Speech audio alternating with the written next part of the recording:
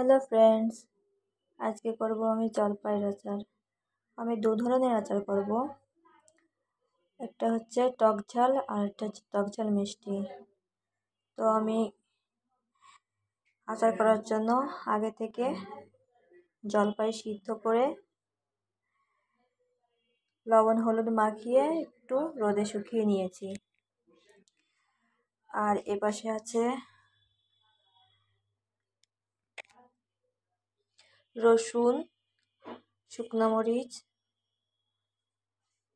ধনিয়া, জিরা আর হচ্ছে পাঁচফোড়ন, সঙ্গে তেজপাতা।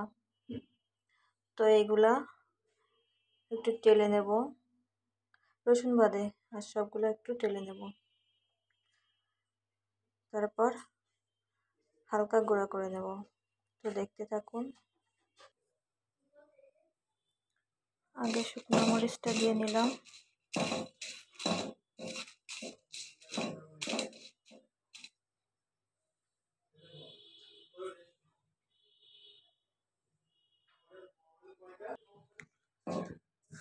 তারপর ধনিয়া, জিরা আর পাঁচফোড়ন একসঙ্গে দিয়ে কিছুক্ষণ টেলে নেব।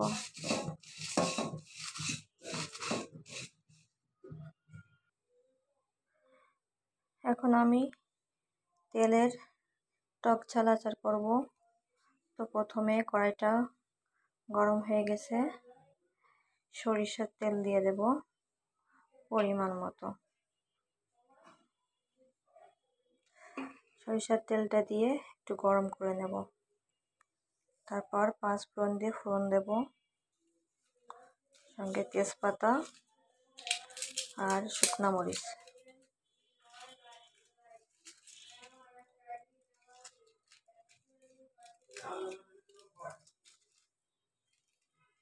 এটা গরম হলেই দিয়ে দেব। দেখুন তেলটা গরম হয়ে গেছে।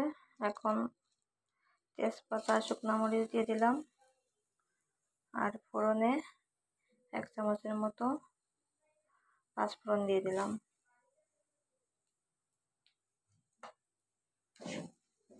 দিয়ে আর এখন রসুনটাও দিয়ে দেব।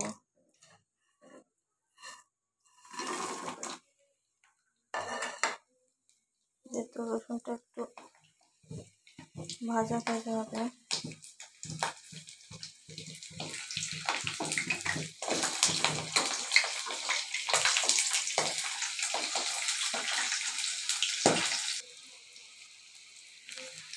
এখন জলপাইগুলা দিয়ে দিচ্ছি।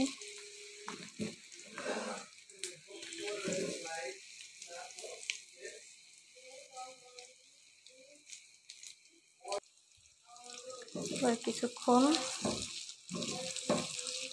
নাড়তে থাকবো, একটু ভাজা ভাজা হবে। তারপর মশলাটা দিয়ে দেব, যেগুলা টেলে রাখছিলাম সেটা গুঁড়া করে নিয়েছি আমি।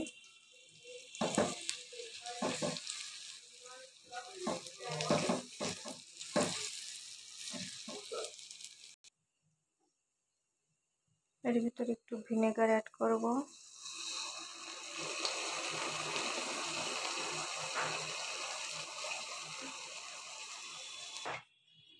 এবার এই আচারের ভিতর 2 চামচ মশলা দিয়ে দেব।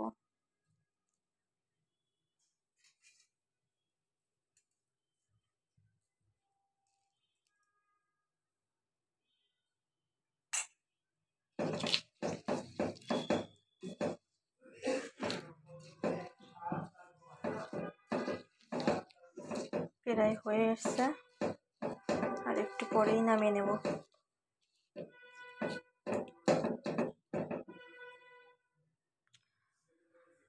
সো ভিউয়ার্স, হয়ে গেল আমার জলপাই তেল দিয়ে টক ঝাল আচার। এবার কড়াই থেকে নামিয়ে কিছুক্ষণ ঠান্ডা করে তারপর কাঁচের বয়ামে ভরে রাখবো। এরপর বানাবো টক ঝাল মিষ্টি আচার জলপাই দিয়ে।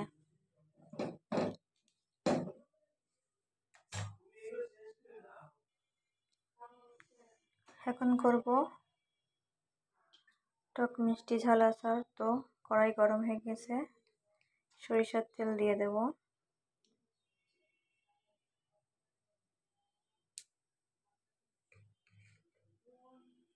তেলটা গরম হলেই পাঁচফোড়ন, তেজপাতা ফোড়নে দিয়ে দেব।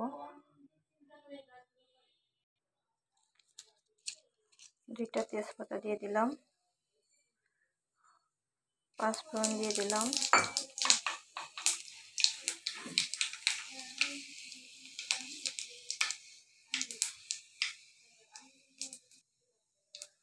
এখন জলপাইগুলো দিয়ে দেব।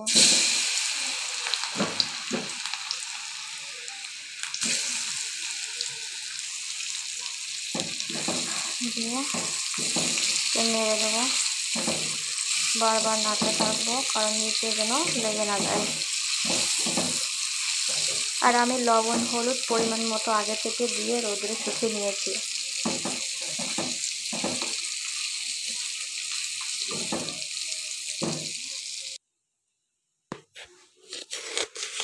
এখন দিয়ে দেব চিনি,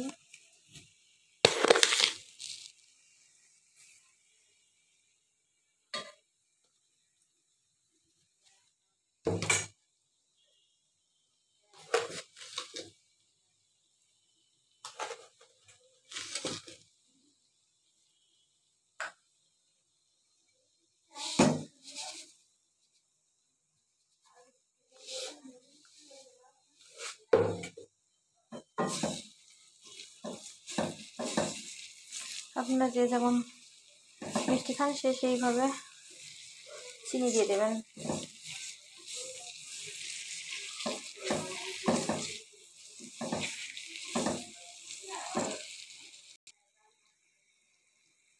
একটু ভিনেগার দিয়ে দিলাম।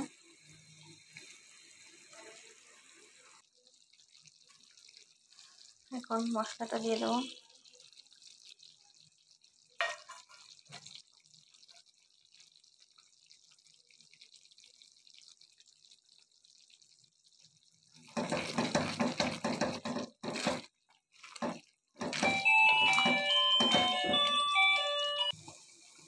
দেখুন প্রায় হয়ে এসছে, আচার থেকে তেল ছেড়ে দিচ্ছে।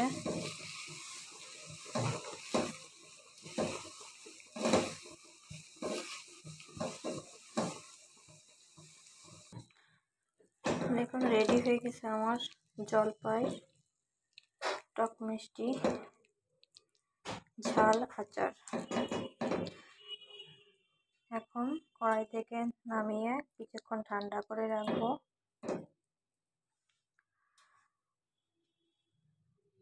ঠান্ডা হয়ে গেলে এটা আবার অনেকটা টেনে যাবে, শক্ত শক্ত হয়ে যাবে।